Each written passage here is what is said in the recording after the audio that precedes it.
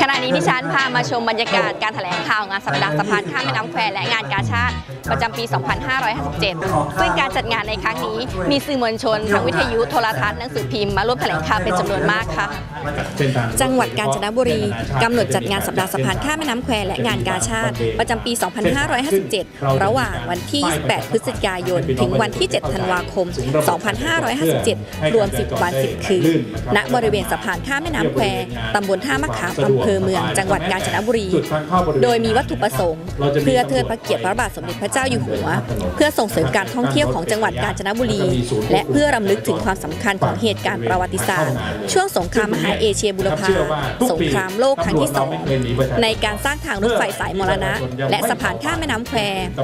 ซึ่งเป็นสถานที่สำคัญทางประวัติศาสตร์โดยภายในงานมีการแสดงแสงสีเสียงในชุดจากสงครามสู่สันติภาพ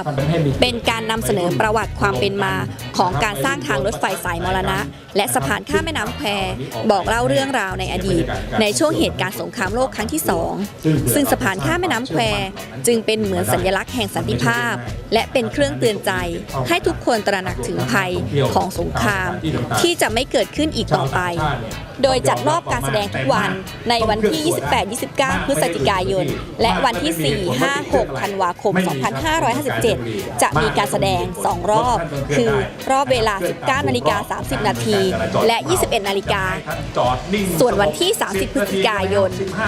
1-3 และวันที่ 7 ธันวาคมมีเพียงรอบเดียวคือ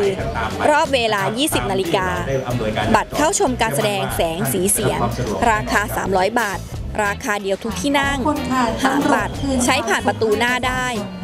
สามารถสำรองที่นั่งล่วงหน้าได้ที่สำนักงานจังหวัดกาญจนบุรีศาลากลางจังหวัดกาญจนบุรีโทรศัพท์ 034-511-778 034-515-208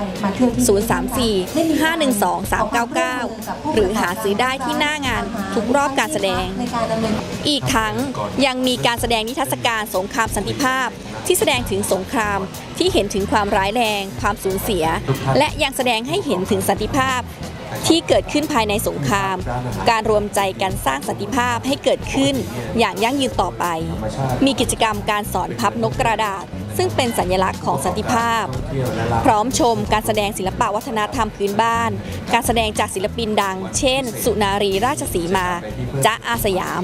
บ่าววีอาสยามให้ชมฟรีตลอด 10 คืนและที่สำคัญในงานสะพานข้ามแม่น้ำแควและงานกาชาดประจำปี 2557 นี้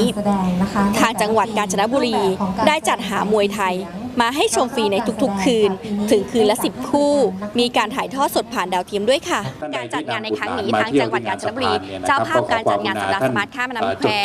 ขอเชิญชวนประชาชนนักท่องเที่ยวมาเที่ยวชมเพื่อรำลึกถึงประวัติศาสตร์ของสะพานข้ามแม่น้ำแควที่จัดขึ้นในครั้งนี้ด้วยนะคะนามเพชรสุขีวัฒน์ทีมข่าว MT กาญจนบุรีเมื่อท่านมาแจ้งที่กองอำนวยการเราก็สามารถที่จะประกาศประชาสัมพันธ์